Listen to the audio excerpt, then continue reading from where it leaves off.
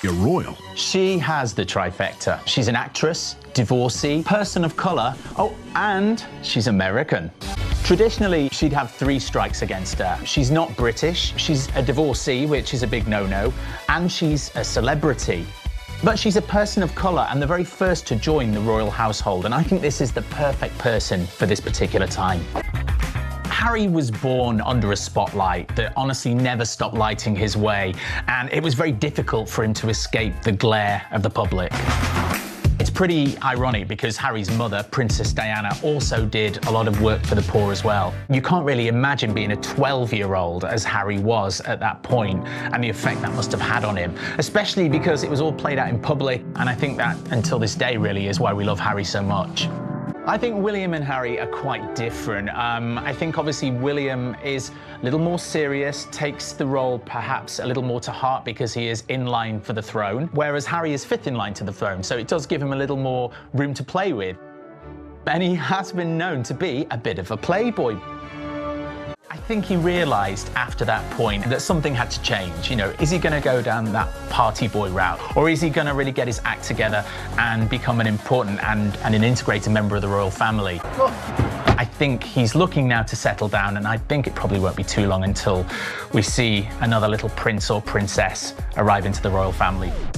The pair met back in July 2016 in London on what was a blind date, and it was set up by one of their friends. Now, we're not sure who the mystery friend was exactly, although my sources tell me potentially it was fashion designer Misha Nunnu. I think it was very useful for the couple to get to know each other out of the public spotlight without their every move being scrutinised, as is often the case with the royal family. It wasn't long before the press caught on that there might be something going on between Harry and Meghan. They were seen buying a Christmas tree together.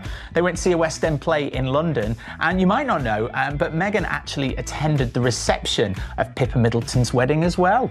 By the time they were seen holding hands at the opening ceremony of the Invictus Games, they'd been together for just over a year. By traditional measures, she was unacceptable. She was a divorcee, an actress, a woman of colour, and she was American as well, of course. But I think she's the perfect woman for our time right now, and what more could our country want for our beloved Prince Harry? You might remember that Botswana is where they spent their very first trip alone together, and so Harry sourcing the main stone for the ring from there is very romantic. The significance of using 2 of Diana's diamonds in the ring can't be ignored, really. I think Harry really wanted to have part of Diana and her legacy with Meghan, and having those stones in the ring is the perfect way to do it.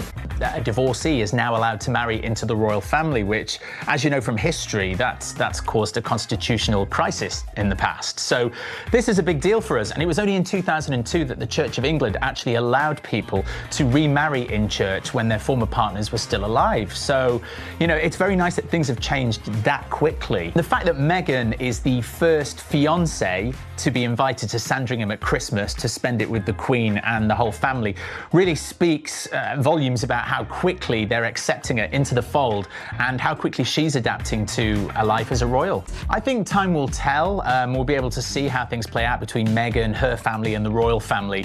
It's tricky. I mean, Meghan's family have been thrust into the international spotlight. The press are all over them, and they didn't choose for that to happen. And I hope that the relationships all remain strong within the royal family and Meghan's family as well.